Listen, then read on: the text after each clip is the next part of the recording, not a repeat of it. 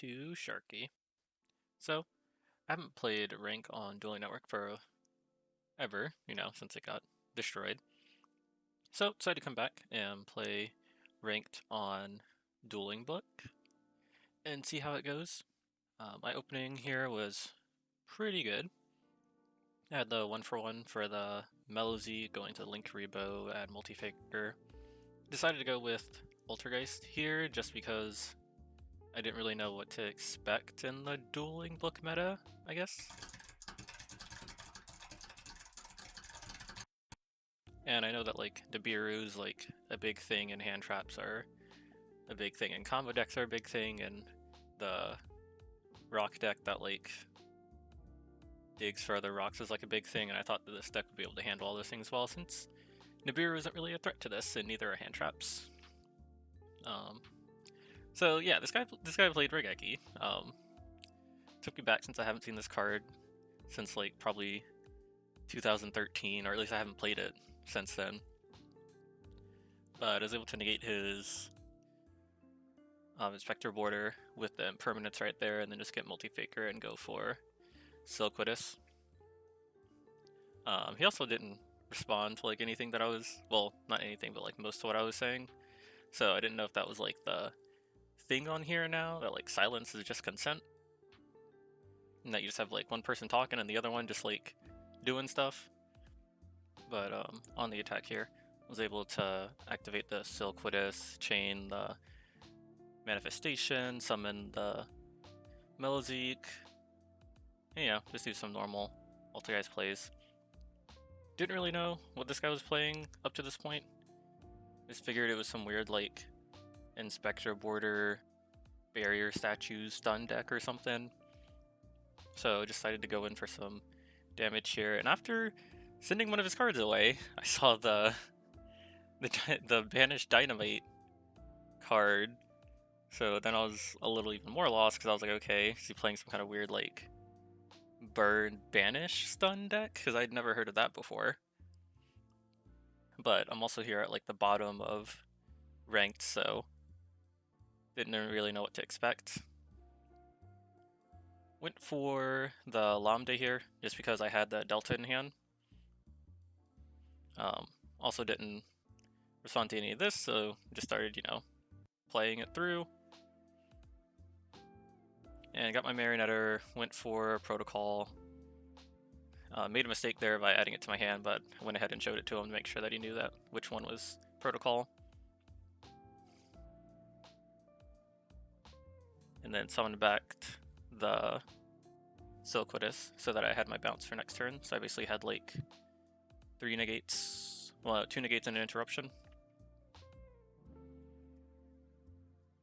So then I believe, yeah, on this one, I did the exact same thing I did last turn, where I used Manifestation to summon a monster and chain Silquidus to bounce his Inspector Border.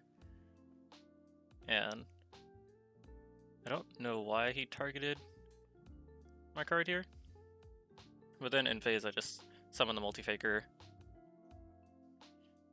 and I think I went for a Marionetter right there. And then I think right here it was game, and somehow he forgot the thing that I just did 2 seconds ago. But yeah, I'm pretty sure this was game right here. On the game 2, still didn't really know what I was playing, just that he liked to banish stuff, which he did there, and I was able to negate it with the Delta that I had in hand. And I didn't have Lancia on the side deck, so I knew I wasn't going to be able to stop him from banishing stuff. He just set 2 pass and summoned the Raiho, which coincidentally made every single card in my hand useless. So that was a nice touch. He set, attacked, and basically just went for Raiho beatdown for the rest of the game, if I remember correctly. Went for the Silquidus summon, and he immediately negated it. And then he went for the DD Crow, which just like made sure that I wasn't gonna be able to get my cards back. Continued to draw a bunch of cards that searched other cards, so they were useless. And this is where I figured out that I was playing against GrandManju. On to the third and final game for all the marbles. My hand was pretty similar to my opening hand in game 1, except for the fact that I had the normal summon Melodique this time. So I went for the usual Link Reable, Multifaker in hand, Protocol Pass. I got to choose that I was going to go first this time, and now that I actually knew what I was playing, I decided to side deck Storm Dusters and Solemn Judgment. Right here he went for the DD Crow and touched my card without asking, so that was cool. I guess he did that since he...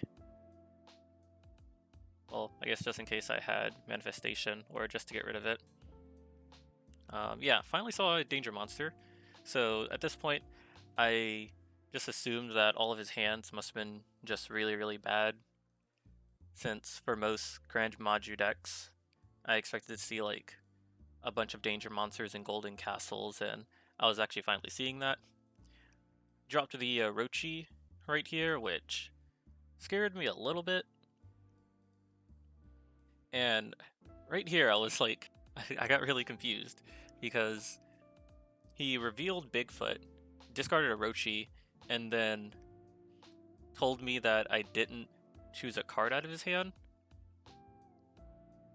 So I couldn't like, I don't know how I couldn't like articulate to him that like I'd already chosen a card, but for some reason he wanted me to choose another card. I don't know if he was trying to like get something out of it, but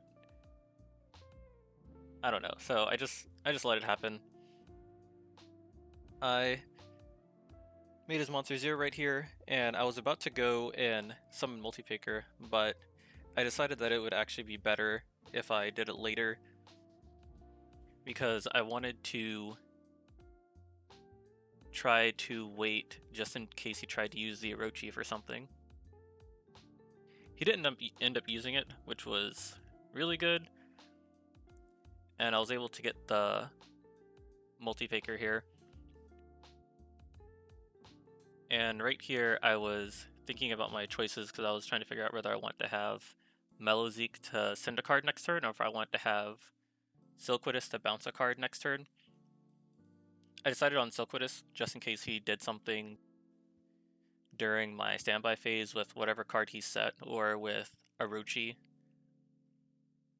Because since he's playing all these traps, you never know, he could be playing like Eradicator, Epidemic Virus, or something like that.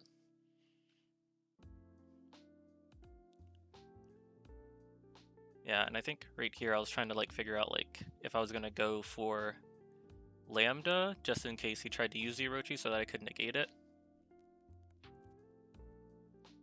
And I think in the end I decided not to.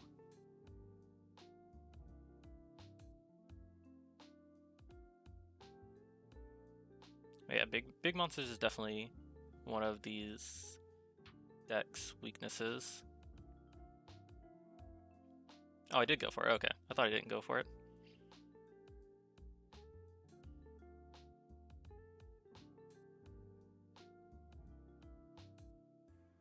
Yeah, and then I also made a mistake right here too, because I summoned the Multifaker because I want to use Multifaker's effect again, but I realized that since I'd already summoned a non-Altergeist monster, special summon a non-Altergeist monster, I can't use Multifaker's effect to summon a monster.